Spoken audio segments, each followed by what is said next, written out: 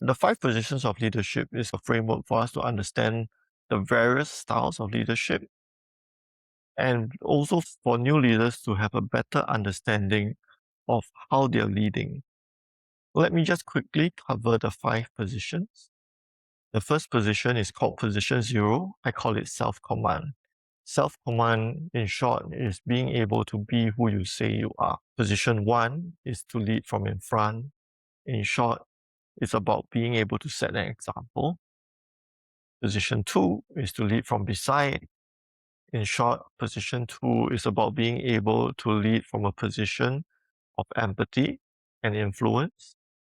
Position 3 is about leading from behind. Leading from behind is a lot about resourcing, strategy, planning, setting up of policies.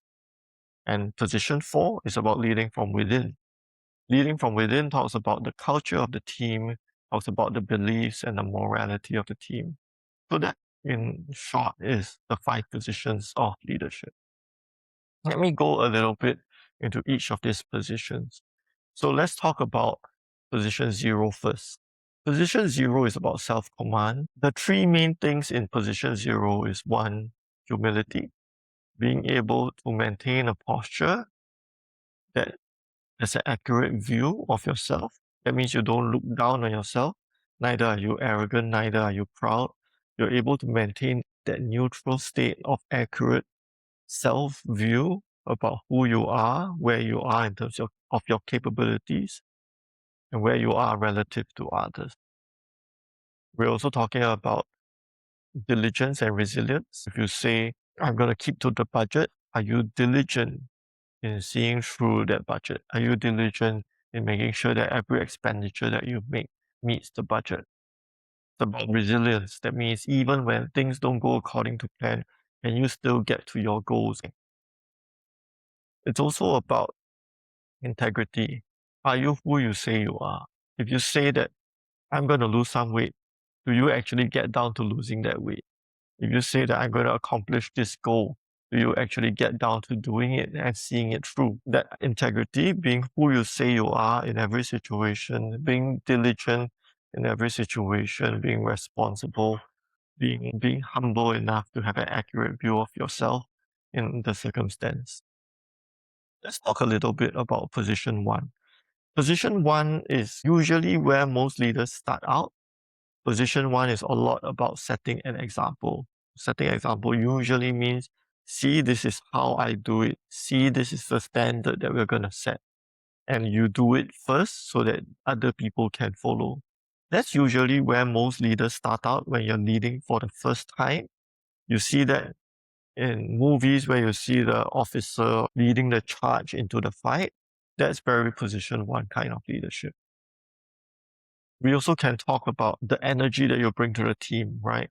So when you're a position 1 leader, when suddenly you show up in the office or when you show up among your guys in the circumstance, everybody feels energized, everybody feels encouraged. That kind of energy and bring up the mood, bring up the energy of the place.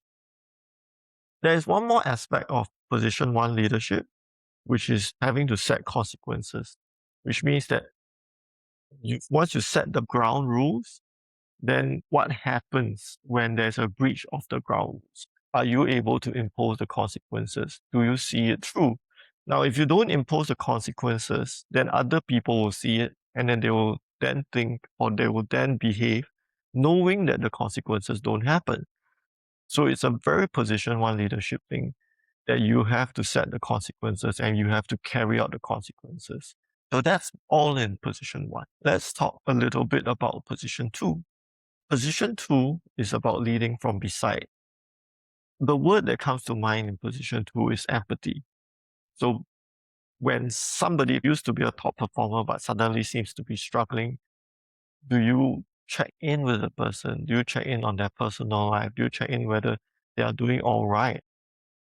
Because with that, you build that empathy, that trust, that understanding, that relational connection that's essential for people to thrive. Position 2 leadership also has an element of respect because you are not just looking at the people whom You're leading as followers. You're looking at them as respected individuals. You're respecting the families that they have, the capabilities and experience that they have, and you're creating that kind of safety that they know that they can contribute in a big way without being penalized. They don't feel that you are constraining them and that they're able to contribute fully, which then leads to very high collaboration. So ideally, if you are leading very well from position 2, you can build teams that are highly collaborative, that there's very high sense of safety. And because everybody is aligned with those goals and everybody has that trust and empathy with one another, when somebody is going through a tough time, the other person swoops in to provide the support. And that kind of trust builds collaboration. Next one, position 3, which is leading from behind. With position 3 leadership, leading from behind, we're talking about the plans, the strategies, the resources, the processes. All these things fall into the category of position 3 leadership. A good position 3 leadership ensures that risk is properly addressed. A good position 3 leader is able to ensure that there are resources and safety nets, that when plan A doesn't go according to plan, there's plan B and there's plan C. And even when all things fall apart, what can be done? Those are good position 3 leadership topics. Now, the position 4 leader is someone who leads from within. Leading from within talks about things like, why are we here? Where are we going? What's the purpose of what we're trying to accomplish? So there's a lot of storytelling. Position 4 leadership also talks about what is right and wrong for us. There is a lot of storytelling when it comes to position 4 leadership.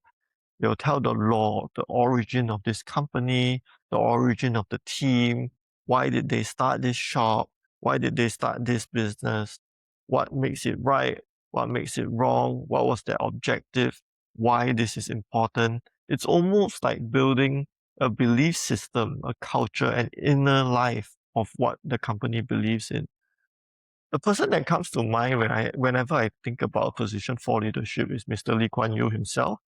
Mr. Lee Kuan Yew, towards the end of his life, started to write more and more books, right? So there's the Singapore story, and then there's Third World to First, and the Hard Truths. And these are all stories of what happened, what the Singapore story is, what it means to be Singaporean, what are the things and the challenges that we grapple with, and how do we plan to overcome some of these things.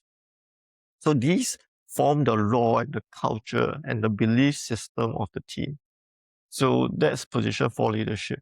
Okay, so to have quickly covered all 5 positions, I hope you find it helpful.